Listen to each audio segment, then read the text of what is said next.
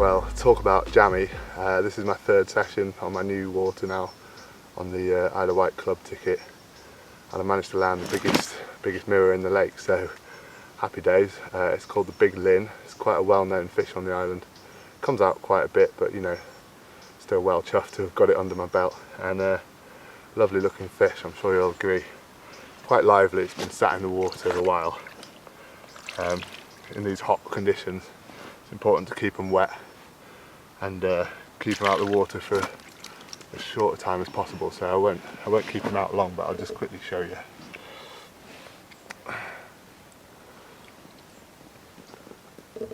There you go. That's the Big Lynn, 32 pound 6. Caught on a white Escort pop-up. Richworth had actually run out of the whites and they did a special run because some of the team were doing really well on them. Hopefully I can persuade them to bring them back into circulation. It certainly worked for me. I'll just show you the other side quickly. There you go. Lovely looking old mirror, nice linear scales. And I think I'm going to quite enjoy my new water. Right, I won't keep him out any longer, let's get him back. Welcome to another video. You've joined me here in session on my new club lake. It's a place I joined a couple of months ago. I think it's only the 4th time I've been down here now, but I've actually had a few fish so far, and I've lost a few to the snags. It's quite a snaggy lake, but I did manage to catch the biggest fish in the lake, as you saw just a minute ago on the video. So yeah, I've had a fairly good start on this lake now, and hopefully that run of success will continue, but we'll see. So yeah, I'm down for 24 hours. I'm just making this video really as a bit of an update really, because I've not posted a video for a little while about my fishing, although I did do the approaching new waters video, so if you haven't seen that one, go check it out, because there's lots of tips for how I go about approaching new waters, and it's quite appropriate as I've just started fishing somewhere new. Also coming up on my channel in the next couple of weeks or so, I've got a 3-part series of videos called The Road Trip. I'm actually going away to the mainland for 5 nights and fishing 48 hours on an estate lake in Herefordshire. A bit of barbel fishing on the River Wye, that'll be the second part of the video, and then 48 hours fishing in Oxfordshire and one of the day tickets there. So make sure you subscribe to the channel to make sure you're notified when those videos come out, because that's going to be quite an exciting trip. I think I'm meeting up with my mate Matt, who lives up north. That's where I'm from originally, and one of my old college mates from back in the day. We don't see each other very often, but yeah, we like to catch up and go fishing every now and again, so that should be a fun trip, and hopefully we'll catch some big uns, but we'll see. And I'm actually going to be running a competition as part of those videos, but the competition is going to start now, so make sure you subscribe to the channel, because that's how you enter the competition. You just have to subscribe. It's not complicated, no questions to answer or anything like that, just subscribe to the channel and I'll enter you into the prize draw, and there's quite a good prize package that you can win, although I'm not going to announce the prize until the 3rd video in the road trip series, so make sure you watch all those videos, and then in the last video you'll get to see what the prize is going to be. So yeah, I think it's quite a good prize and worthwhile entering, considering all you've got to do is subscribe. So yeah, get clicking. So yeah, I'm down for 24 hours on my new lake that I've started fishing. It's on the Isle of Wight club ticket. It's about 3 acres in size. Lovely mature lake with reeds and lily pads and overhanging trees. You know, it's a bit of a dream compared to some of the day tickets that I've fished in the past. And it seems to be a nice bunch of guys fishing here as well. Really enjoyed my time on here so far, even though I've only been here 4 times, like I said. But I've had a good sort of start on here, and hopefully that bodes well for you know, the next few months fishing on here. So yeah, it's about 3 acres in size. I think there's somewhere between sort of 60 to 80 carp in here, and they range from sort of low doubles up to I think somewhere around 34-35 pound, the biggest fish, but that's the one I had the other week at 32 pound 6. So yeah, there's probably a couple of 30s in here at the moment, but the rest of them are kind of upper 20s, and then quite a few sort of upper doubles and low 20s as well. So it's a good mixed stock of fish, and also there's quite a lot of bream and tench in here, which I've been having endless problems with. You know, I don't mind catching fish, but 2 a.m. in the morning, you don't want to be catching a £2 bream, do you? And surprising the size of baits they can get in their mouth, so that makes it interesting. But yeah, it's just some of the things you have to deal with when you're carp fishing, isn't it? It's a very snaggy water. I think it used to be a bit of a landfill site, and I think during the war there was a lot of things dumped in here.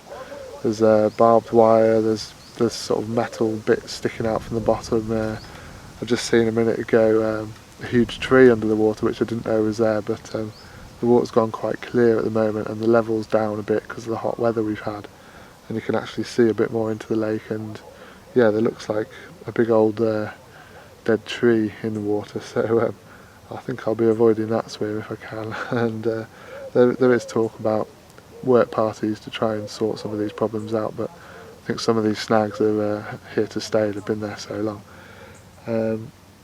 So yeah, we've got 24 hours ahead of us. Not an easy water, although there's a reasonable stock in it, but you know, I think 1 or 2 fish in 24 hours is a good session. So yeah, we don't always catch on here, but we'll see how we go. I've got 3 rods out, and yeah, fishing to the spot where I had the big linear from last time I was down here. So that one's a confident spot, and then I've got another rod on a far margin patrol route, and another rod on the near margin where I've actually seen quite a few fish in previous sessions, you know, sort of swirling and bubbling in the margins. So I figured that was a good spot for a third rod. Just fishing my normal tactics, S-core with the white pop-ups. I've got half snowman rig on my near margin spot, and yeah, hoping for something to happen. Just coming into the evening now, so I'm going to put some dinner on. I'll try and keep you updated throughout the session with how we're doing, and maybe I'll talk to you a little bit more about the competition and this road trip that I've got coming up. So stay tuned, guys, and I'll catch you soon.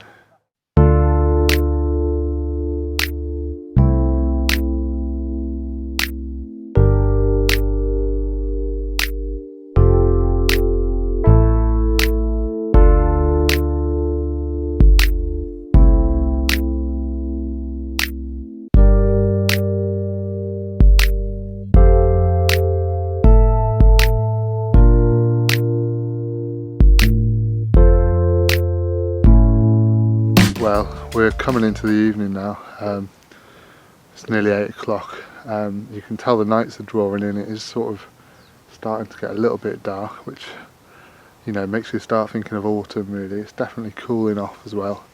I've had a few weeks of really hot weather, but the last week and a half or so it's cooled down, and we've had a bit of rain and stuff. And hopefully that's, you know, turned the fish on a little bit. Although I was still catching when it was hot, so yeah, it might go crazy. We might catch loads of fish, but it might switch them off. We never know really. I don't really know this lake very well yet, but as I said, yeah, we're coming into the evening. I've had my dinner now, a couple of nice burgers, thanks to the mother-in-law. She gave us those the other day. But yeah, I just wanted to tell you a bit more about the competition. So as I said, if you subscribe to the channel, I'll enter you into the draw to win the prize, and that prize is going to be announced in the 3rd video of my upcoming road trip series. The first of those videos will probably be released in about 2 weeks' time, maybe sooner, depending on how quickly I can get it edited. But yeah, if you watch all 3 of those videos, and then in the 3rd one you'll see that I reveal the prize. But for now, if you just subscribe, my aim for this year really, when I started this channel back in February, was to try and make 10 videos for the channel and to try and get 1,000 subscribers. I'm definitely on track for making 10 videos. In fact, I think when the road trip series is all released, that'll probably be my 10th video. So as a bit of a sort of celebration for that, I thought I'd run this competition. But my other target was to try and get 1,000 subscribers, so I'm hoping with this competition that'll help me achieve that goal. And yeah, once I've got to 1,000 subscribers, that's when I'll do the prize draw for the prize of the competition. So the sooner people subscribe, the sooner I'll announce the winner. So I'll probably announce the winner in the following video after I get 1,000 subscribers, whenever that may be. So who knows, it could take till after Christmas, or it could happen by the next video after the road trip. So we'll have to see, and it's down to you guys really. So yeah, if you like my videos and you want to enter the competition, then yeah, just subscribe. So yeah, as I said, we're coming into the evening, it's getting dark, so I won't probably do any filming unless I have a fish in the night, and then I'll show you that one obviously. But for now I'm just going to be watching the water, listening out for signs of fish in the dark, and trying to build a picture in my mind of how the lake works really. As it's only my 4th session on here, I don't really know where the fish tend to hang out at certain times and things, so I'm just learning. So yeah, it's important to watch the water, write down anything that I think might be relevant, like fish regularly showing in an area, and that might be a place to investigate with the marker. When I'm not fishing, you know, I might pop down, visit the lake with the marker rod, and find out what's down there and why the fish have been shown there. There might be a hard spot in a load of silt, you never know, and it could give me a spot that I fish regularly and catch from. So I'm always watching the water. So yeah, I'm going to I've got a nice bottle of cider I'm going to open in a minute, just the one. Not going to go crazy while I'm fishing, but I like to have a cheeky cider now and again, and yeah, have a nice chilled out evening. And yeah, like I say, if I catch something I'll show you that, but if not, I'll give you an update in the morning, and hopefully we'll have some fish to show you.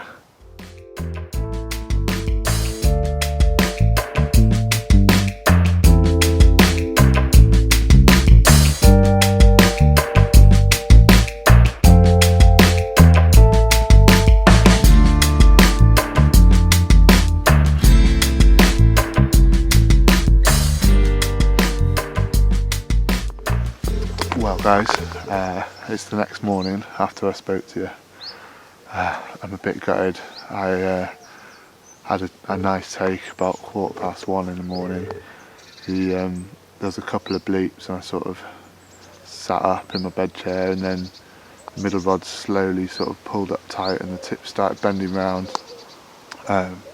Definitely a carp take, you know. I got out in my bare feet and ran to the rod, picked it up and felt a couple of lunges and then a bit of a grating sensation, and then it kind of locked up solid, and literally 10 seconds later it just pinged back, and my line had been cut. So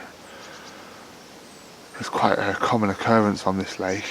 It's quite frustrating really. There's quite a lot of unseen snags under the water.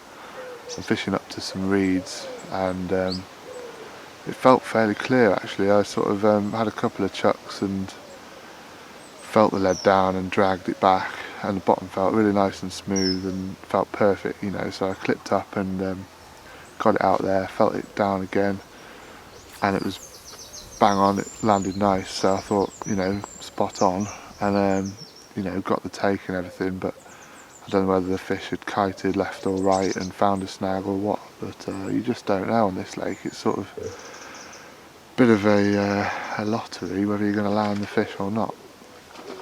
Oh, I don't know if you heard that. There's a fish showing down to my left there. The they've been showing quite a lot through the night. They've been quite active. I tried to pick the weather conditions for this session with a bit of a drop in pressure. It's gone from about 1,020 millibars down to about 1,014, so it's only a small drop in pressure, but it's enough to you know, get the fish a bit active and you know, having a feed. Obviously I had that take. Unfortunately I didn't land it, but yeah, as I said, that's the way it goes on this lake. I think it's my 4th session now, and I've had 6 takes, and I've only actually landed 2 fish out of those 6, which is quite unusual for me. I think before I started on this lake, I'd only lost about 1 or 2 fish in the last 2 or 3 years, you know. I'm not sort of boasting, I'm saying, you know, confident in my rigs, and generally fish where I know I'm going to land fish from. You know, I don't fish anywhere too sort of dodgy, you know, in terms of snags and things. But this lake, there's just so many underwater hidden obstacles that you just don't know what you're going to come up against. What I am going to do is print off an aerial view of the lake and mark on it with a big red cross where I'm finding the snags as I go along, and then obviously I'll try and avoid those on future sessions. But also I tend to do this as I go from lake to lake and mark productive spots as well, you know, and it gives me an idea on where it's been successful, and I can sort of build up a picture of the lake where it's worth fishing, and then, you know, depending on the wind direction and the conditions, I can kind of pick a swim, and I already know the spots that I've caught from in that swim, you know, and I sort of mark the distances to those spots. So yeah, good little tip for you there when you start fishing somewhere new. Print out an aerial view, or if you can find an online sort of map of the lake. Quite a few of the more popular lakes do have, you know, on their website they might have a map of the lake, or if you can find a magazine article. I know Carpology often do a map of the lake when they visit a venue, so it's worth having a look online and seeing if you can find anything like that. But if not, get an aerial view from Google Maps or something, you know, print it off on your computer, nice A4 size, and, you know, keep it in a plastic wallet or something so that it doesn't get damp.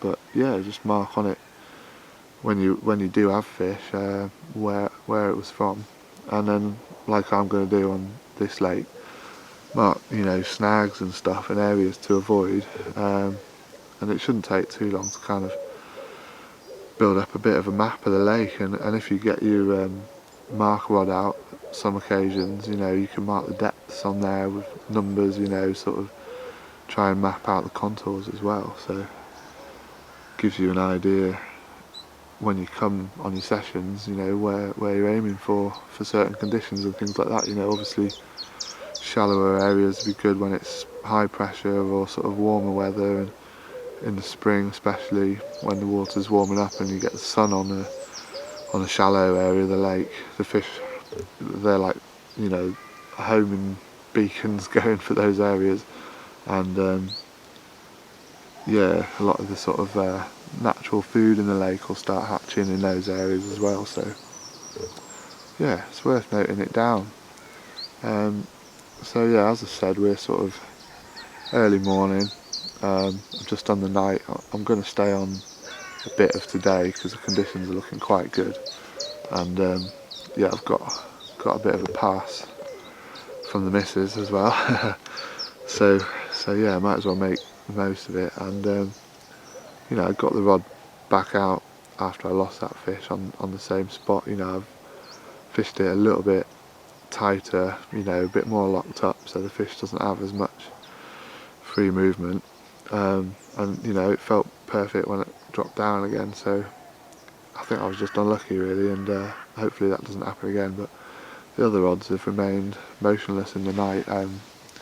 The one that I've cast out to where I caught the big linear that I showed you earlier in the video, that rod had a couple of liners on it, but it's not gone yet.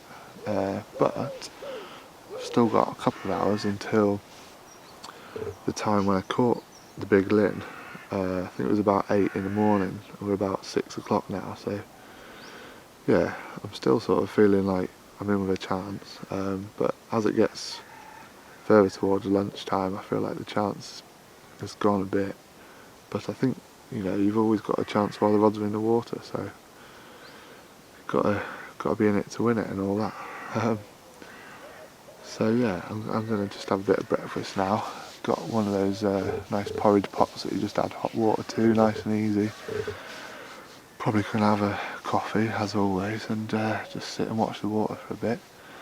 Try and lick my wounds after losing that fish in the night. Absolutely gutted, you know. Don't like losing fish, but particularly not to a cut-off where you know you're going to leave fish with a rig. It's always a bit of a gutting one.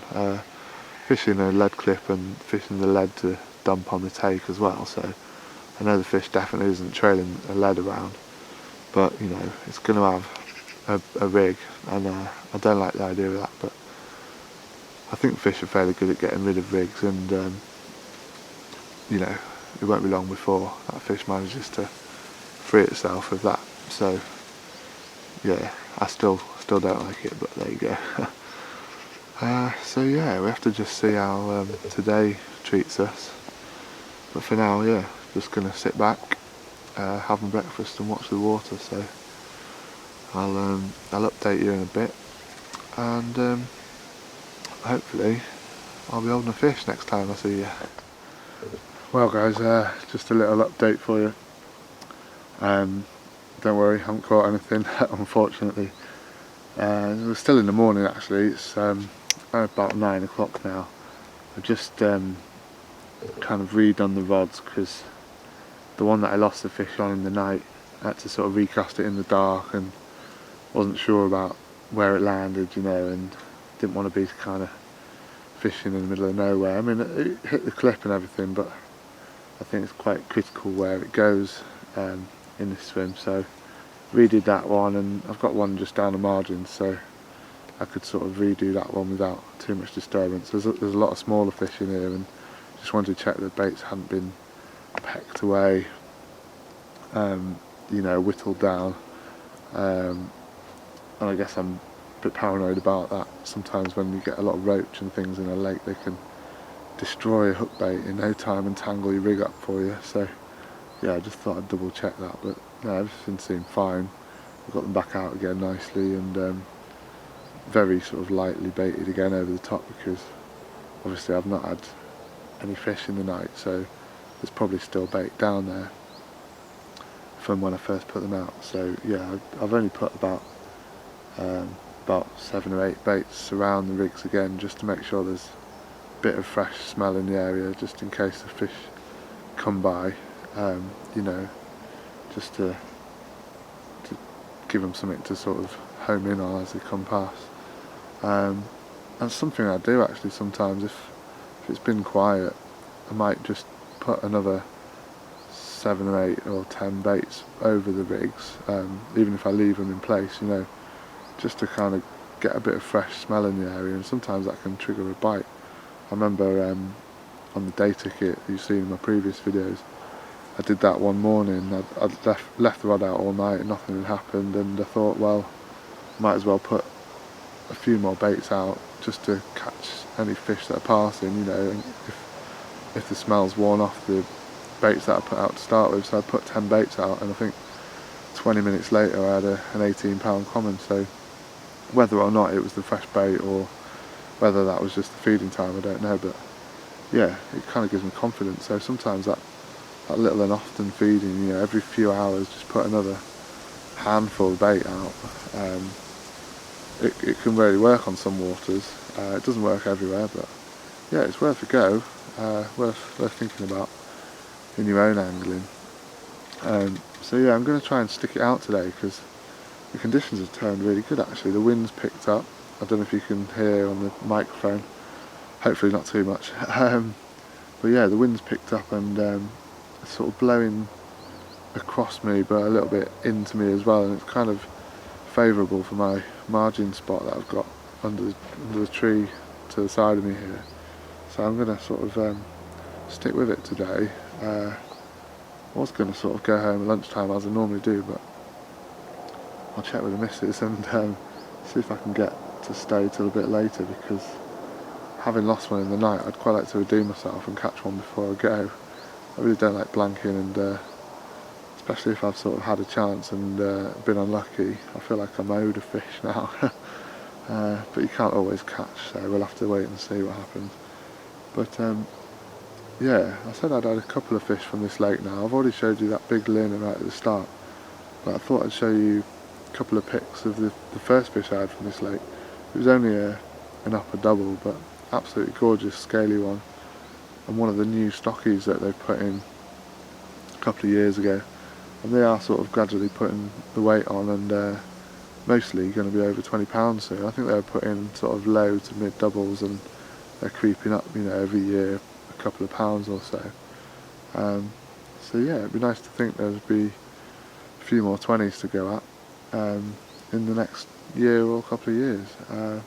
So yeah, I'll show you pictures of that fish now, and I'll catch up to you a little bit later on, and if something happens, I'll obviously show you that as well.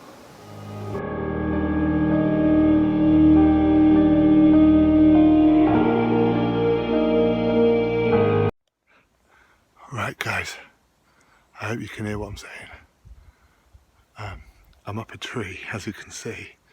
I was sat in my swim, and I kept seeing swirls just really close in along the margin, so I crept into the next swim along and had a look from up a tree down into the water, and I could see it was a bit clouded up.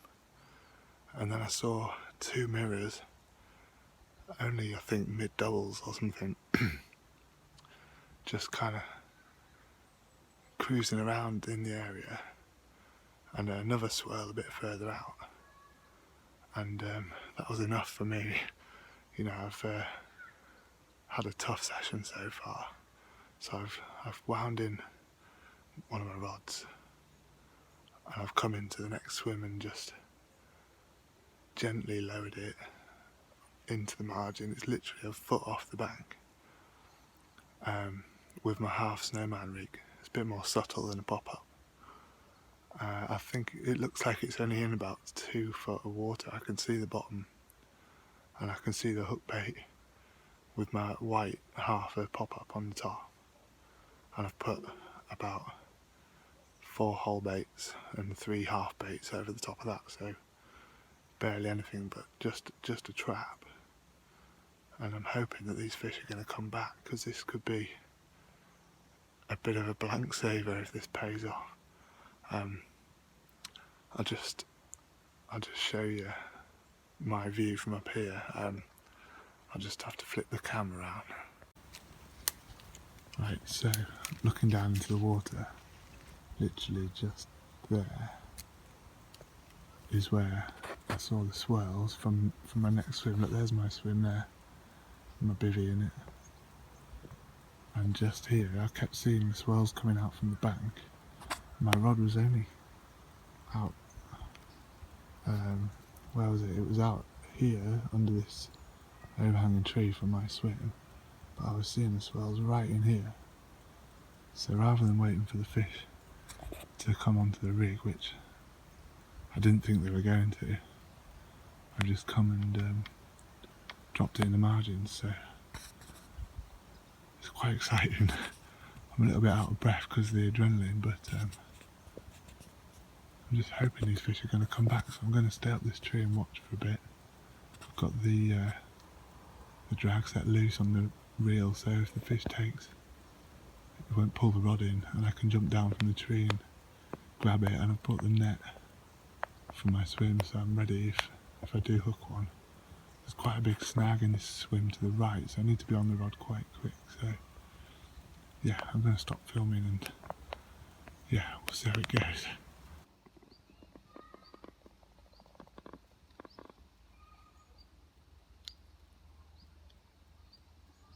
Guys, I don't know if you can see that, but there's a couple of fish there. But they're in the wrong swim, they've moved next door. I don't want to move my rod because I'll only disturb them again. But You never know, they might come back.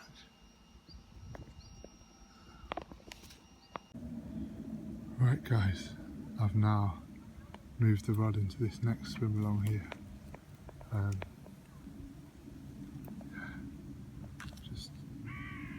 Just down there, bottom right of the screen, poking out over this side, and it was just down in here where I saw about 4 fish. I chucked a couple of boilies and they just ghosted away. And I just wanted to see what they were doing. They did come back. So I've basically done the same, but put the rig in this time. And yeah, this could be it, but they may never come back. We'll have to wait and see.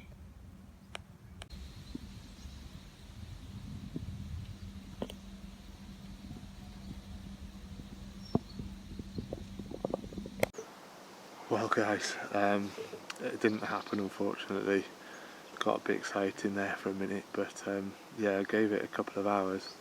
The first spot that I tried along the margin, the fish sort of disappeared after I put the rod in, but I stayed up the tree for like 20 minutes looking, and the fish sort of came into the next swim along, and there was about 4 of them sat in there. So I chucked a couple of half boilies in just to kind of spook them off a bit, and that worked.